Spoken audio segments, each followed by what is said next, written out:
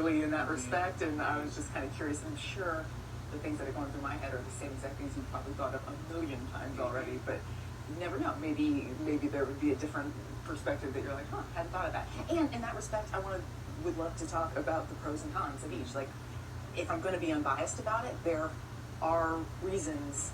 Of course, there are reasons to evict Turner. There are reasons to evict me, and I'm not going to bullshit you by only pointing out only certain types, because there's both. So I guess I was kind of thinking, there's two major moves left in the game. You are the only person in this house that has opportunity for both, right? There's this decision that you make with this eviction, and then who wins the final HOH. Anybody else only has that one more shot than you have too. I'm curious if you feel this way, but like, as I would look at it as an outside perspective. Good morning. Right. It's the second time they've done this. Really? Yeah. You might be looking for somebody.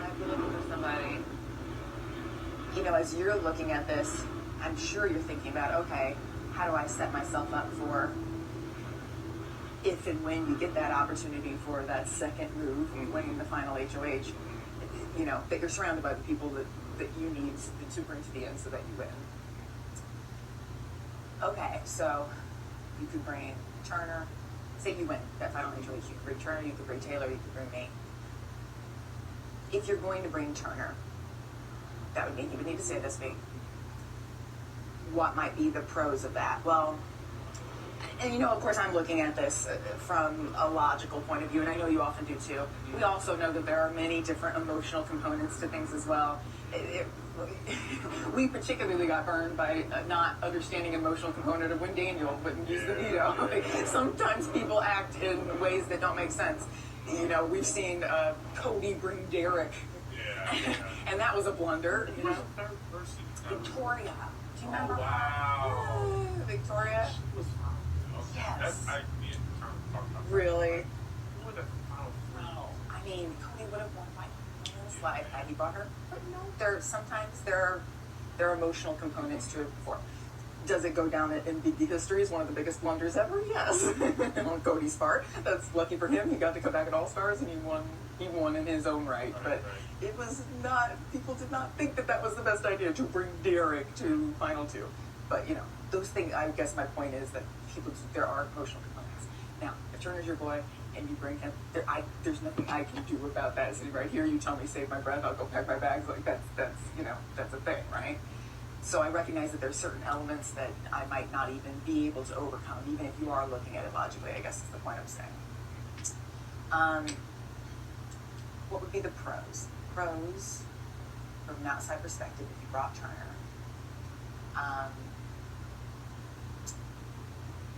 I'll come back to that. Okay. Cons. Sorry, I genuinely. Cons. I guess, again, let's take it. I don't want to. I want to be objective in the fact, and also hopefully not offend you in any sort of way. You guys have very similar games from an outside perspective. Both founding members of Leftovers. Both involved in some of the big moves, like getting Michael out, things like that.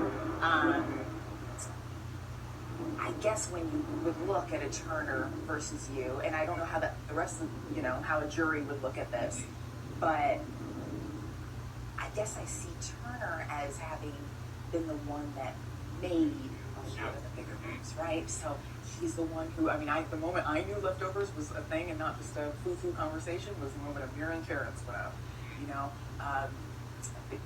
His HOH was when Kyle left. His HOH was Michael and being the replacement nominee.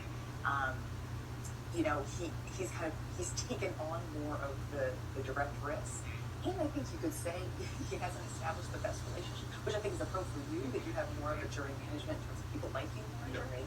But then there's also that flip side that a jury could look at and say, okay, but he didn't have friends and he's still here. Like, how does one continue to survive having not done that? And then, you would look at the flip side, okay, you won a lot of these last competitions. HOH, Alyssa. Say Turner's still here. Veto eviction, me. And then if you were to win, because I'm doing this all through the perspective of you winning that final HOH, you were to win that final HOH, bring keeping bringing Turner.